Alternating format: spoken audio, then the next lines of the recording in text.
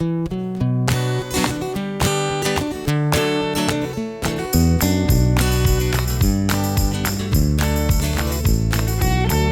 the Underpowered Hour. On this week's show, we talk about Rebelle Land Rovers in the news, Kahn body kits, and then it's time for an update on all the projects going on in the workshops and some brand new additions to the Beres Collection. And now, here's the show.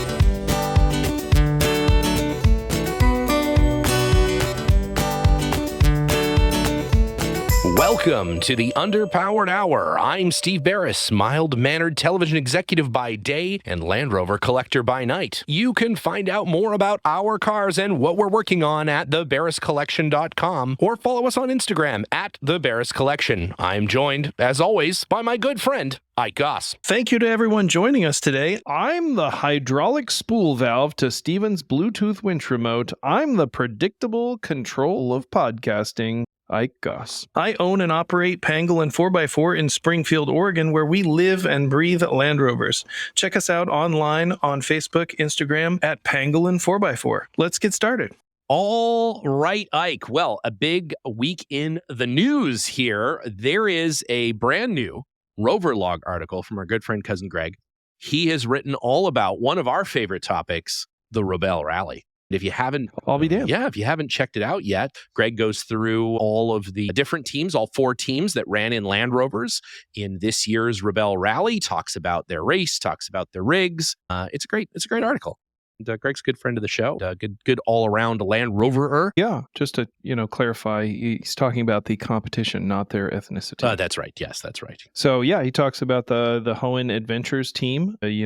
That would be comprised of Karen and Dana. They're in a 2013 LR4. That's right. I believe. Yep, that's right. And they've ran that for a few years now. And then Team 113, Maria Reyes and Hannah Temkin in the 2001 Disco 2, also known as Bernard. Very lovable and full of character, that Bernard. She's got a great story about that. Certainly one of the most famous Discovery 2s, I think, going these days. Really a story of spite, based on her telling. Someone recommended that she not buy that, and she was like, I'm going to do this anyway. Yes. And she sure showed them and had a successful rally. If memory serves, there was a mechanic in the mechanics area who kept, teasing them that he would see them soon. And, they didn't left stymied. Have to have any repairs executed. Yep. So they showed him. That's exactly right. And they didn't. And it inexplicably, a Land Rover Discovery 2 on a multi-day overland rally did not have any mechanical issues. It's just incredible. Yeah, pretty amazing, pretty impressive finish for them. I was actually impressed to hear them tell their story about that. She got that car going. It had been sitting for some time and did the rally, and that was pretty impressive. I thought that was cool. Yeah. And then, of course, our own Jenna and Liza in the 2023 Defender 130 supplied by Land Rover. Yeah, that's right. And then Team 107, the Dusty Turtles. They are Gray and April Leone. They had a 2012 LR4, also a successful rally for them. So just kind of a good rundown or introduction to the event there on the Land Rover side from, like you said, Cousin Greg. Love that guy. He's the best Land Rover author / lighthouse enthusiast I know. Yeah, it's true. So head on over to the Roverlog. That's a publication of Atlantic British, and check that out. We'll have a link in the show notes for that. Very, very cool stuff. In other news, and I know this is one of your favorite topics there, Ikers, is the Land Rovers with absurd body kits. This may be, I'm willing to go out on a limb and say this is one of the most absurd body kits that I've seen. And I'm not saying that absurd is bad. I'm simply saying that, that absurd is absurd. This Defender called the Prototype X, which is the widest, blackest, most murdery Darth Vader looking new Defender I've ever seen, I think, I think if you're in the market for a body kit for your Defender, silly is definitely the order of the day. Yeah. And in this case, we have like you said, the widest, blackest, dirtiest, murdered outest, steroidiest, most tactical, a Land Rover that could possibly exist. If you want the embodiment of what would you say here, like some sort of it's like the Glock of Land Rovers, maybe. It sure is. Is that what we're looking at here? It's like a Land Rover met a Glock met Ed 209 from the original RoboCop film. It's just a big blocky kind of weird sort of thing. But hey, if you're into that, this is definitely the car for you. One thing that I did notice on this body kit is that they've actually narrowed the headlight opening even more. There's now only maybe about 2 inches of headlight on the front of this car, and no one will accuse the new Defender of having like the largest headlight surface in the whole world. They actually work fine. The headlights are super bright and they're steering and all that kind of stuff. But people sort of, I think compare the new Defender to sort of a squinty face, right? It's frowning a little bit because its eyes are a little half closed. Well, this is now really narrowing that gaze. It's really staring intently at you. And hey, if you're into that, this is the way to go. Yeah, I think what's interesting about this car is when you honk the horn, it has a voice that comes over a loudspeaker that says, "You have 5 seconds to comply." Yeah, exactly right. Yeah, it's pretty awesome. And in other Kahn body kit news, this actually isn't so much a body kit as it is a customization pass. They're doing something that they're calling the Heritage Remastered Variant, which is apparently inspired by elements of the original Huey 166 car. I'm not exactly sure what elements those are, but this is another air dam switch out and some new wheels and a different specialty paint color that is not even remotely close to any color HUE 166 has ever been. And a feature I really like, the either 90 or 110 spray painted onto the front grille, which is an interesting choice. There's not a lot about this car that screams heritage about this vehicle. I guess it says heritage. It's actually screaming it, but it is nothing about it cosmetically really. It does have steel wheels, I guess, and it has an ivory top. Yes. Ivory is a color that was used on Series 1s. Yeah. But not on Hughes 166, as we all know, that's a soft top. That's so it's a little unclear what they were going for here on this car. It's kind of a greenish brown, color. It's kind of like the Land Cruiser olive. Yeah, it is an olive-looking color. I mean, they describe it as a brown color, but it looks kind of olive. It's a bit odd. The interesting thing is this one, at least as they have it in their photos, does come configured with that weird middle seat. I think, again, as sort of an homage to the original Series 1 cars, the 80-inch that has, of course, every Series car had the option for a center seat. So this has that silly modern Defender center seat, which is always fun to see, and of course the Chelsea tractor. I like the center seat. Stuff. I know that some people poo-poo the middle seat available on the new Defender, but I really kind of like it. I've only sat in one. I've never actually ridden anywhere in it. I would be interested to do it. So if someone has a center seat in the Los Angeles area and would like to come and give me a ride, I am more than willing to sit beside you in the center seat if you're interested. I like how it's just a little bit elevated. Yeah. You sit up a little higher. Yeah. Like you're sitting on a pro wrestler's lap. That's right. Just just a little bit more elevated above everything else. I think that's what they were going for. This one has the quilted basketball seat covers every early Series 1 has, as you all know. Yeah, that's exactly right. That's very true to form. Every Kahn automotive car does have these quilted leather seats with I guess it's slightly better leather. I don't know. The funny thing is this one has the teeny tiny display, the built-in computer display in the middle of the dash. This, for some reason, Heritage Edition has the smaller of the available screens, which is sort of interesting. I mean, I'm sure this thing is extraordinarily expensive. I don't know if I saw a price in the list. Oh, it's $106,000 US. This was called the Defender Heritage Remastered model. Yeah. So it was mastered already, and then they've just gone through and remastered it. It's been remastered. Double mastered. And it has a giant 90, I guess, painted on the back of it. Yeah. So on the tire cover, it's probably 3 feet tall. It's the entire tire cover that simply says 90. So, but notice what they have deleted from this car, is the signature panel is missing. They have deleted the signature panel, which I guess, I'm in favor of. Yep. I think I'm in favor of that. Now, my impression is that you can order the 90 without that. The 90 you can order without it. I don't see a 110, although they make mention that there is a 110. They don't have any pictures of it. I'm not sure if it's deleted from that as well. But yeah, no, you can order the 90 without it. And I actually think the 90 looks really good without the signature panel because it's a short enough wheelbase that, that back window doesn't look so awkward as it really does. If you've seen cars that have done the aftermarket delete of that panel, or they've wrapped it or something.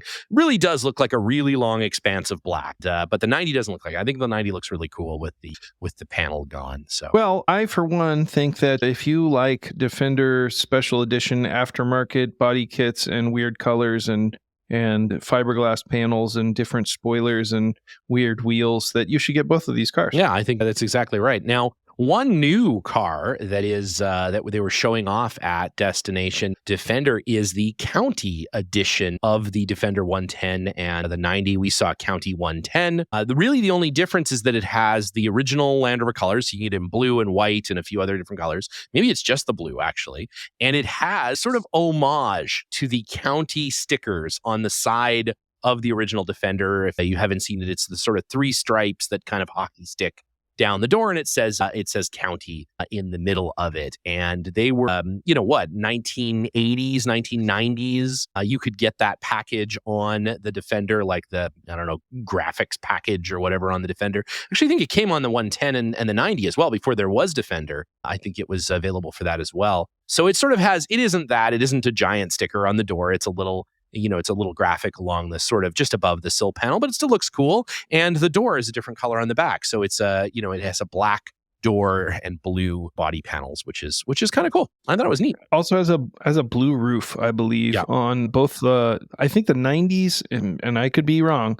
I believe the 90s come in white with blue stripes and a blue roof. Yeah. And then the 110s, I believe, come in black with blue stripes and a blue roof. So they both have steel wheels. And we did see the County Edition at Destination Defender, and it's rather striking. I liked it. I couldn't help but like it a little bit. Yeah. This was kind of a subtle, homage. Yeah. We've been using that word a lot. I feel like we've been using that a lot. At any rate, maybe too much. It's pretty cool. It's pretty cool. Yeah, it is cool. And I think that you get this really neat sort of, nostalgic sort of hit for those people who know what the original County sort of sticker package looked like. And, if you don't, it's just kind of cool. And Toyota's doing it now with sort of Toyota, yellow and red down the side of the cars and stuff. So it's becoming more fashionable, I guess, to put stickers on the outside of your car from the factory again. So that's a trend I don't mind. I don't mind a sticker. And I believe it comes with the 493 horsepower V8 and the outbound spec. Right. Yes. Full outbound spec, which honestly, in the 130, if I were to be purchasing a 130, I actually think the outbound spec is pretty cool. I looked at one at Destination Defender, and with the hard panels on the back windows and all that sort of stuff, it's actually pretty cool. And the cargo space is radically reconfigured. It really is really set up for more cargo. You can put the air compressor in there. You can do a lot of things that you can't do with the normal 130 with the seats in the back,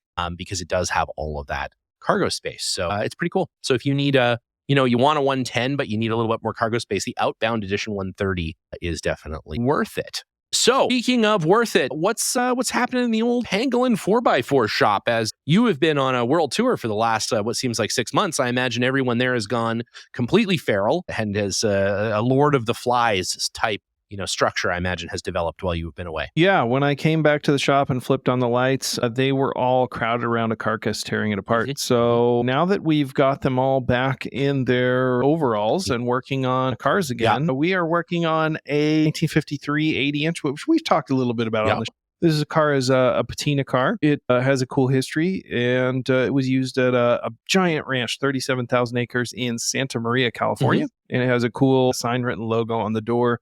And we've been making quite a bit of progress on that car. So while I was gone, in between tearing apart carcasses and throwing rocks and feces at each other, we got the brake lines run on the car. So the hydraulics are all plumbed in, and the wiring harness is in the chassis. They pulled that through the chassis. So it's on 4 wheels. So that's cool. We're going to be, it's on rollers right now, but we've built some original Land Rover split rims for that car. Cool. Oh, cool. So we've got all the hardware for those. And that's kind of a unique feature of this vehicle. So it'll have some interesting wheels and tires with tons and tons of bolts and neat little details on the wheels for this vehicle. And then we've been going through the bodywork. It's all original, and we're pretty well leaving it that way. But structurally, over the years of use around the ranch, it has wired lots of cracks, and we're repairing all of those cracks. So welding them up where necessary.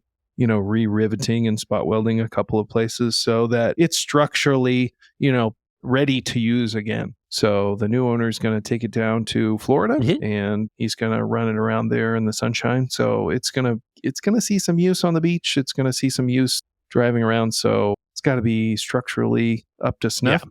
So a lot of that stuff, it's very time consuming to do all the, careful aluminum welding of all those cracks. And there's a lot of them over 75 years of various breakages and that sort of thing. So instead of replacing all those parts, we're gonna fix it all. That's really definitely more time consuming. Oh, for sure. It'll be cool because it'll give the whole vehicle a uniform, well used but in good condition sort of appearance. So I'm excited about this project. It's really coming together. The whole drivetrain's already rebuilt and in the car.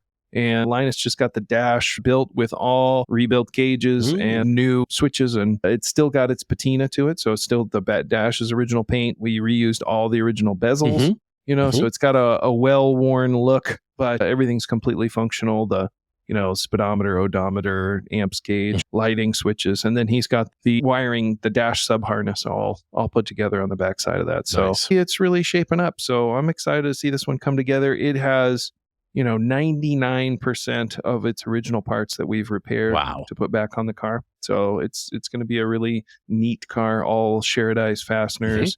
It'll be cool. It'll be super That's super cool. How do you guys run your wires through the chassis? Do you have some specialty jig work, or do you just have peanut run through the inside of the frame rail? Or that's it. Yeah, we tie the wires to a gerbil, and then we suck a Cheeto through a vacuum cleaner, and the gerbil chases the Cheeto and pulls the harness through the chassis. Yeah. Surprised you didn't know that. No, I mean, I have a similar sort of system, but it involves a series of hoses and tubes and suction. And, I do the tie a piece of paper towel to a string and suck it with a vacuum through the chassis. That does sometimes work. Sometimes works. I have not had good luck with that because there's so many other holes in the chassis that you got to kind of plug them up. It's just like diminishing returns. So if the original harness is still in the chassis, as it is on some cars that we're rewiring, then we'll just tie it to the original harness and then pull the original harness out, and that pulls the new harness in. So that's the simplest way to do it. In the case that we've galvanized the chassis, or it's another replacement chassis or something like that where there's not a harness in it, we use an electrician's fish tape, and it's just a stiff piece of wire. And then a lot of times you get the fish tape through the chassis. If you go from back to front, then it's difficult to fish the fish tape out, if you will. Yeah. So what we do in that case, we'll put a loop of welding wire down into the chassis through the hole that's in the top. And when we run the fish tape through, then we're able to pull that welding wire out the top, pulling the fish tape out. Then we tie the new harness in, and it's pretty straightforward. But the fish tape's really the key, and electricians use that. They're pretty readily available. But that's what we use. The Linus has been trying to get us to go to the gerbil method, but we refuse. I think it's just really an excuse for him to buy gerbils. It feels like he has an oversupply already, and it sort of justifies that. It's a little weird. It's a little weird if I'm being honest. He keeps trying to make that a business expense. Yeah, hey, he's an entrepreneurial. Let's just say that. So we'll just leave it that way. Well, down here at the old Beres Collection shop, it has been more collection than anything these days. Two more cars, because why not? You finally brought down my yellow station wagon that I purchased from Linus about a year ago. I was storing it up there with you guys until you had to come down here, and then I could force you to bring it for me, which was great. That worked out. Yeah, you did in fact force me to bring it. Just waited you out. Yeah, so it's just a waiting game. You waited me out. I waited you out. Yeah, and that's a great car. I've been driving that.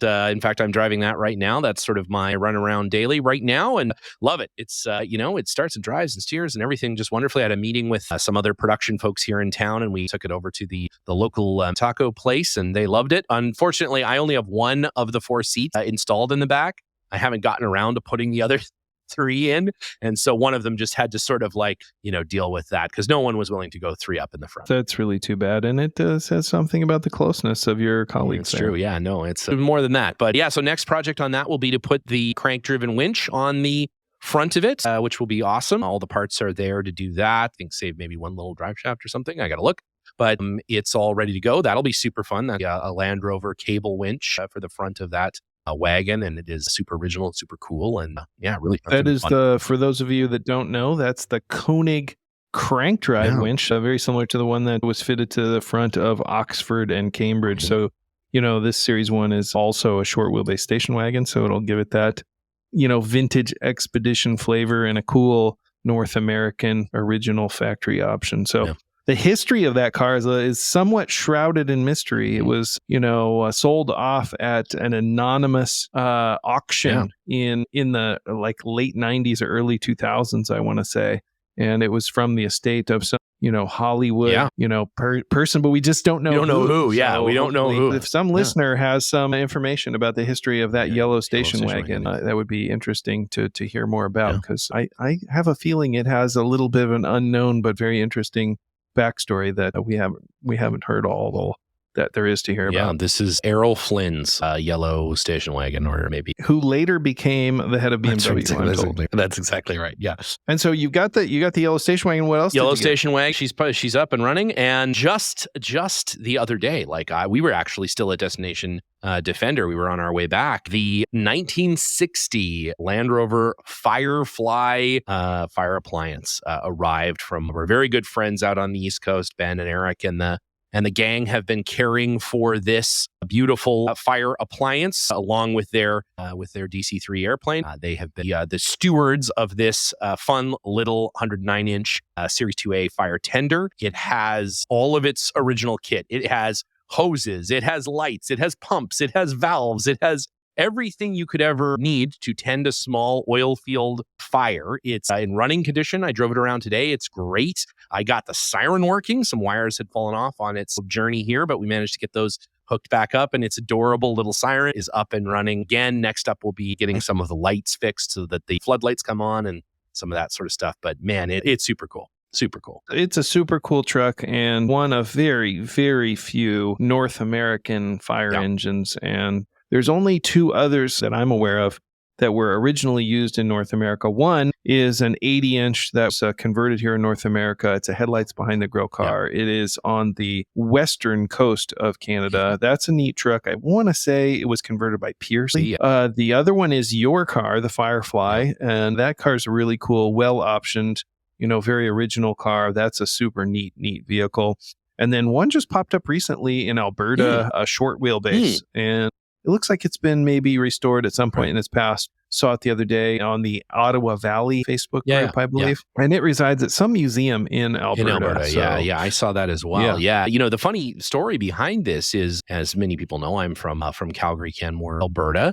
And this was stationed on a British American oil field between Calgary and Edmonton for its the most of its working career was there in 1969 when ConocoPhillips bought British American Oil. A lot of this stuff just got put into storage and sort of just sat there. And this was one of those things. It sat in storage in Alberta for a very long time and was eventually found and then sold down into the US. It went to Montana for a little while, but it still has its 1969 Alberta commercial vehicle certification sticker. British American, when they were purchased, they became BA, which is interesting because my grandfather owned a BA gas station. So not only was this vehicle from maybe, within a few hours of where I grew up, but it actually worked for the sort of predecessor to the company that my grandfather owned a gas station for. So super cool. I've got some friends back home looking for original 1960 commercial license plates from Alberta for it. There's a specific oil field commercial license plate that car definitely would have had at the time. And they're looking for one of those for me to put on for shows and stuff. And we're actually going to take it to the fire department here in Valencia in the next couple of weeks and see if we can't find the oldest fireman there and see if he can help us decipher sort of how some of this stuff works. There's an onboard water reservoir, according to Mike Bishop. We should be able to fill that with water, and the pump spins off the PTO. And so theoretically, we could fill it up with water, and it has all the nozzles, it has all the hoses, it has everything I think you would need. And if that's the case, then we're going to go put out some fires, I guess. I mean, I think we're obligated to at that point. So, that's really what you do with a fire truck, that or hose down protesters. Exactly right. You're really going to have some fun with that thing. It's a neat car, and I think that taking it by the fire station that would make for some good content. Yeah. You should definitely film that. Well, I think that would be really interesting. The operation of a Land Rover fire engine is not a skill and ability that most Land Rover enthusiasts have. So I think that would be good to get that knowledge out into the Land Rover community. That's right. So that just in case you run across a Land Rover fire appliance, you have a little bit of wherewithal on how to successfully operate it. So it's just a good life skill, good life skill, I think. So, all right. Well, at that, speaking of the old content, if you haven't been to our YouTube channel, you're not yet tired of us constantly talking about our YouTube channel, why not head on over there to the Underpowered Hours YouTube and check it out. We've got all kinds of great stuff. We've got one of my favorite films, Bob Ives Goes to Oregon, which is a journey through the snowy hills of rural Oregon with none other than Camel Trophy legend Bob Ives and Dan, his entrepreneurial and Land Rover mechanic-y expert, also expert combine driving son. And we had a good time. We had the whole gang up there, the whole pangolin shop closed down for the day, and zoomed up into the snowy peaks to find our fortunate adventure. Those guys are great. Really enjoyed their visit. Can't wait to see them again. Looking forward to it. We had a lot of visiting this month. We've had the Destination Defender and seeing Mr. Dimbleby and Mr. Land Rover / Mr. Bishop, some other friends and colleagues. So that's been super fun. And the fun continues. Next week, our good friend Vlado Stek from Slovakia is coming, and we're going to do an international Land Rover Thanksgiving here at Pangolin 4x4. So we're really looking forward to that. We're going to treat Vlado to an American Thanksgiving, the likes of which he has surely never seen before. So that's going to be super fun. Are you going to come up with some Thanksgiving traditions that aren't real to see if you can goad him into thinking they're real? Yeah. Yes, we are soliciting for ideas for Land Rover traditions that may or may not be factual. So if you've got an entertaining or exciting suggestion for a Land Rover Thanksgiving tradition that we can convince Vlado that he has to take back to Slovakia. The goal here is that this catches on in Slovakia. That's right. So if it's eating something interesting or wearing something interesting, that would be super fun. We want to know about it because we want to know all about it. How fun would it be to incept a Slovakian Thanksgiving tradition? So I'm looking forward to that. We're going to try to get Vlado to sit down and have a chat with us because we haven't caught up with him in quite a while. I think the last time we talked to him was when I was there in his shop in Slovakia. So it'd be great to catch up, see how he's doing. And that's super fun. You guys are going to have a great time up there. And what better group to experience the tradition of Thanksgiving with than the Pangolin 4x4 team, certainly. I can't either. Where those of you that don't know, he has a shop there in Slovakia building and restoring series and Defender vehicles.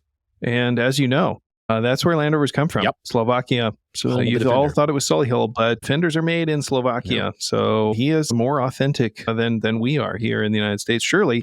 And even those folks in jolly old England, those guys don't know how to make Defenders, apparently. No, they've forgotten. They've forgotten how to make Defenders, unfortunately. But, well, with that bombshell, it's been a slice. As always, Ike, we'll talk to you next week. Have a very happy Thanksgiving. Yeah, hopefully your shirtless dining or your plague mask ritual before the turkey cutting goes well, and Vlado enjoys that. So. All right, Stephen, see you soon.